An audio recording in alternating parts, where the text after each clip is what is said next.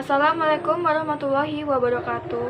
Saya Destiani Dwi dari kelas 11 Sains A akan membawakan cerita mengenai kisah dari Nabi Ibrahim. Let's enjoy guys. Kisah Nabi Ibrahim. Ibrahim lahir di Babel dengan seorang ayah bernama Terah yang dikenal sebagai Azar dan ibunya bernama Layutsa. Sebelum kelahiran Nabi Ibrahim, para ahli nujum memberitahukan kepada Raja Namrud bahwa akan lahir seorang anak laki-laki yang akan membinasakannya. Oleh karena itu, anak laki-laki yang lahir akan dibunuh.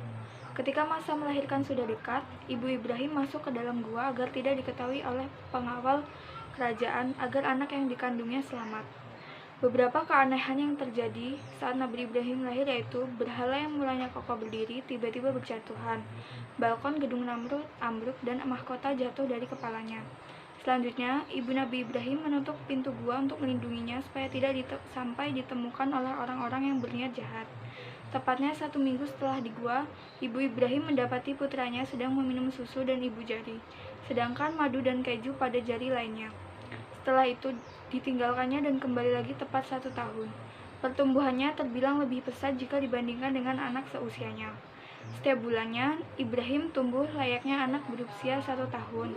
Ketika keluar dari gua, ditaksir usianya layaknya anak berusia 12 tahun.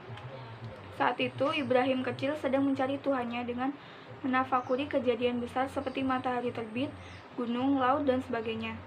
Setelah keluarnya dari gua, Ibrahim berusaha mencari Tuhannya dengan berbagai cara. Hanya saja saat pencariannya, Ibrahim menemukan fakta bahwa yang ia anggap besar tidak bertahan lama dan pada saat itu muncul anggapan jika ada lebih berkuasa. Semasa remaja, Ibrahim sering bertanya kepada ayahnya mengenai Tuhan yang sesungguhnya. Pada saat itu, ia menyadari kesia-siaannya adanya patung. Oleh sebab itu, keinginan untuk menyadarkan kaumnya semakin kuat dan akhirnya mengambil jalan untuk berdakwah.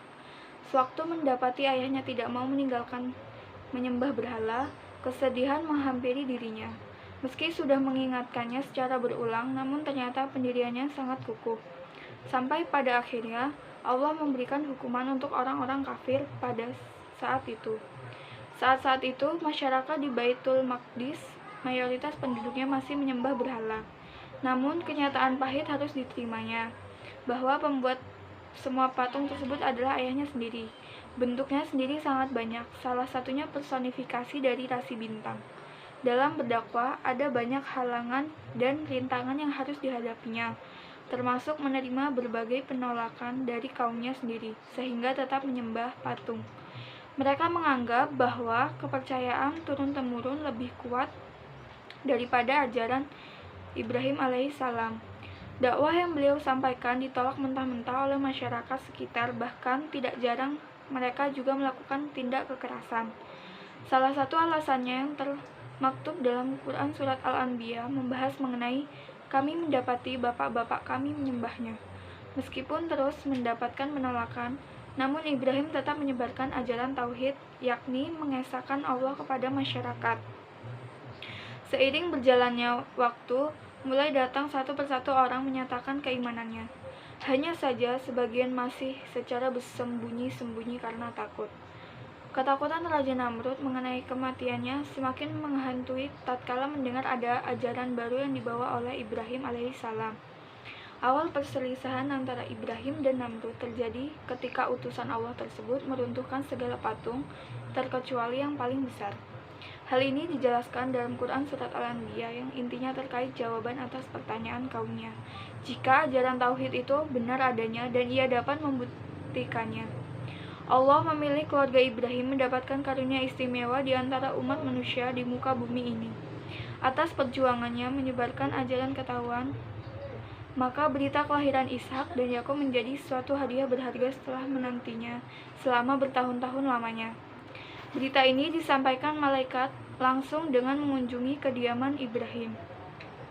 Perjalanan dakwah Nabi Ibrahim harus terhenti dan digantikan oleh putranya. Pada waktu itu, beliau sedang duduk di teras rumahnya dan mengetahui kedatangan seorang lelaki tua dengan wajah lusuh sambil memegang tongkat. Ia pun mempersilahkan untuk masuk, kemudian menjamunya. Tanpa disangka, lelaki tua itu adalah malaikat Israel. Setelah 1 tahun berlalu, Israel datang kembali dengan wujud tampan.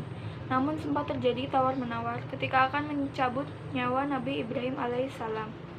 Beberapa mukjizat Nabi Ibrahim yaitu yang pertama, tubuhnya tidak hangus terbakar api, yang kedua, dapat mengeluarkan madu dari jarinya, yang ketiga, menghidupkan makhluk yang sudah mati, yang keempat, mengubah pasir menjadi makanan, yang kelima, keluar susu dari ibu jarinya, yang keenam, orang pertama yang membangun Ka'bah. Sebuah keteladanan yang mesti kita serap dalam kehidupan kita.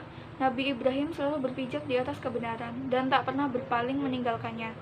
Posisinya dalam agama sangat tinggi, yaitu menjadi seorang imam dan selalu total dalam mengabdi. Beliau pun tak pernah lupa mensyukuri segala nikmatnya. Quran Surat An-Nahl ayat 120 sampai ayat 121. Sekian cerita Nabi Ibrahim. Saya ucapkan terima kasih. Wassalamualaikum warahmatullahi wabarakatuh.